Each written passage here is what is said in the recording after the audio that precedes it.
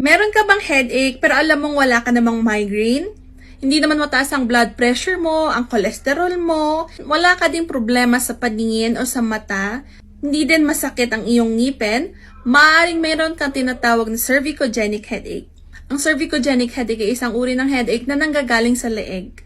Maaaring nagkaroon ka ng neck injury o trauma, o sadyang may muscle tightness at may problema sa iyong leeg. Neck problem. Ang neck pain, neck problem, kadalasan ito ay dulot ng problema sa muscles o kaya sa buto ng leeg mo. Ang number one cause ng neck pain ay poor posture. Kadalasan may tinatawag na forward head, nakaabante ang ulo. Ang forward head, hindi naka-align yung ulo mo sa leeg mo, sa balikat mo, at sa buong katawan mo. Kadalasan ng forward head, napapansin yan sa mga taong ang trabaho nila ay nasa harap ng computer o kaya laptop, office work din, pwede din mga estudyante kasi laging nasa papel, at sa mga taong laging nasa cellphone nila. Ang pangalawang problema sa neck pain ay muscle tightness at muscle weakness. Meron at merong masikip na muscles, tight muscles, dito sa gilid, sa harap, at sa likod. Sa sobrang sikip ng muscles, pwede niyang ipitin ng konti yung ating ugat papunta sa ulo na nababawasan yung pag-supply ng oxygen sa ating ulo na nagkakos ng headache. Ang cervicogenic headache ay pwede mapagkama ng migraine kasi kadalasan half-sided siya. Pero pwede din siyang nasa taas lang o nasa likod lang. Pwede ding affected ang mata. Pwede siyang maging masakit o kaya blurred o kaya, minsan pag malala, pwede kang mahilo.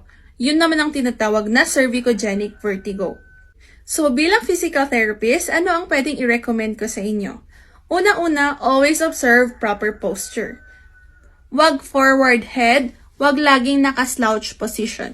Chest out ng konti, at rest nyo yung leeg nyo ng konti. Yun yung proper position.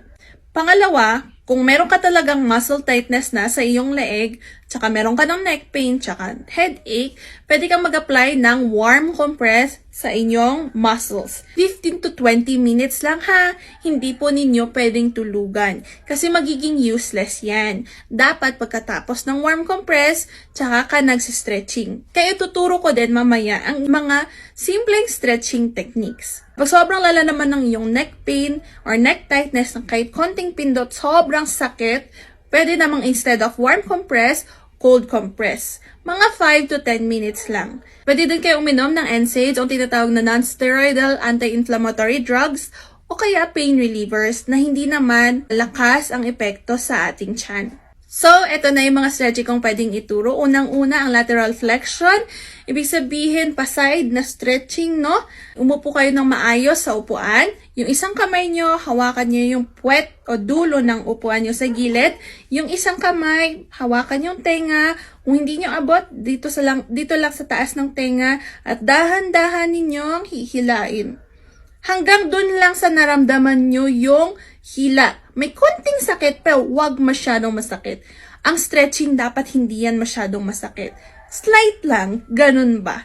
Kasi pwede nyo namang ma-injure ang inyong muscle. Kaya pag naramdaman nyo na yung hila, okay na yon at magbilang kayo hanggang 30 to 45 seconds. Pagkatapos nun, balik nyo and then ulitin nyo 2 to 3 times. Pwede nyo ding i-twist ang ulo nyo to the opposite side.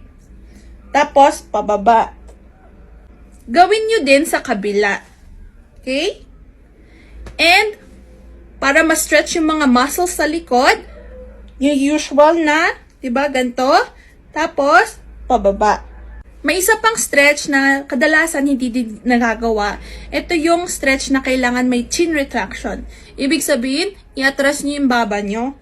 Pwede kayong gumawa ng double chin. Basta i-atras nyo. Wag namang ganun, no? Atras nyo lang yung baba nyo. Tapos, ganun. Ulitin nyo. Actually, mas masakit pa nga ito eh. Kasi medyo mahaba yung muscle sa likod natin. Pwede nyong maramdaman yung hila hanggang sa gitna ng yan, dito, hanggang dito. Yun ang mga simple self-stretching techniques na pwede nyong gawin anytime, anywhere. So, I hope meron pa tayong natutunan.